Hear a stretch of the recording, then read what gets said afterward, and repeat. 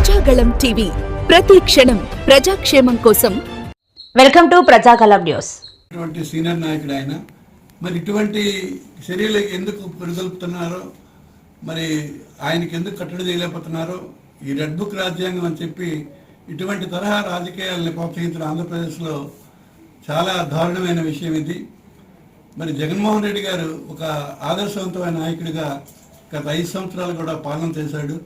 ఏనాడు ఇటువంటి దాడులు కానీ ఇటువంటి ప్రతిచర్యలు కానీ మేము చేయలేదు అన్నాడు. మరి అటువంటి రాజకీయాల నుంచి ఈరోజు మరి ప్రతిరోజు కూడా హింసించి వైఎస్ఆర్ పార్టీ నాయకులకి అనేక రకాలుగా చిత్రహింసలు పెడుతున్నటువంటి వైనాన్ని మేము పూర్తిగా వ్యతిరేకిస్తున్నాం. ఇది యావత్ రాష్ట్రంలో కూడా ఎవరు కూడా దీనిని మెచ్చుకొని ఇది చాలా గొప్ప పని చేశారని చెప్పి ఏ కొద్దిమంది తెలుగుదేశం నాయకులు తప్ప విజ్ఞత కలిగిన ఏ తెలుగుదేశం నాయకులు కూడా దీన్ని ప్రోత్సహించడాన్ని నేను అనుకుంటున్నాను.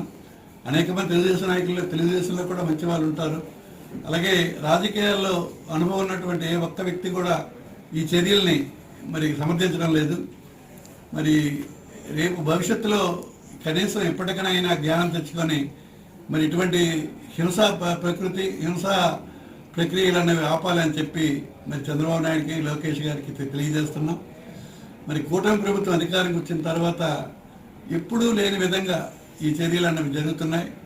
మరి ఈ రకమైనటువంటి అలవాట్లు చేస్తే భవిష్యత్తులో మరింత దారుణమైన పరిస్థితులు రాజకీయాల్లో కూడా వస్తాయి.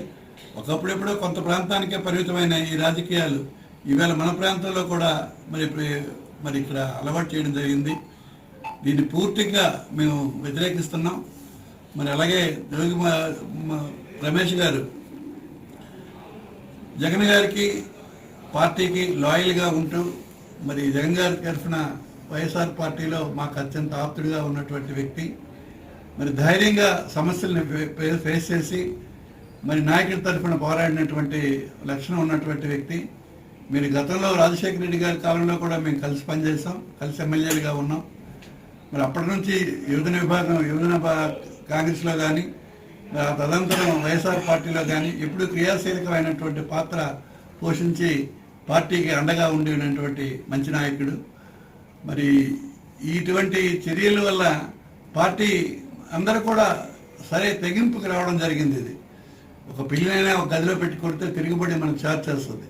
అలాగే శాంతియుతంగా ఉన్నటువంటి వాతావరణాన్ని డిస్టర్బ్ చేసి ఇటువంటి దౌర్జన్యకర సంఘటనలు చేయడం వలన మరి రాష్ట్రంలో మిగతా వారికి కూడా ఇది అన్యాయం, దీన్ని ఎలాగని తిరుగుబాటు చేయాలన్నట్లే ప్రతి గ్రామంలో, ప్రతి జిల్లాలో ఈ తిరుగుబాటు అనేది ఇప్పుడు రావడం జరిగింది. ప్రతి ఒక్కరు కూడా వాళ్ళు చేసినటువంటి ఏ చర్యలకైనా ఎదుర్కోవడానికి వైఎస్ఆర్ పార్టీ సిద్ధంగా ఉంది.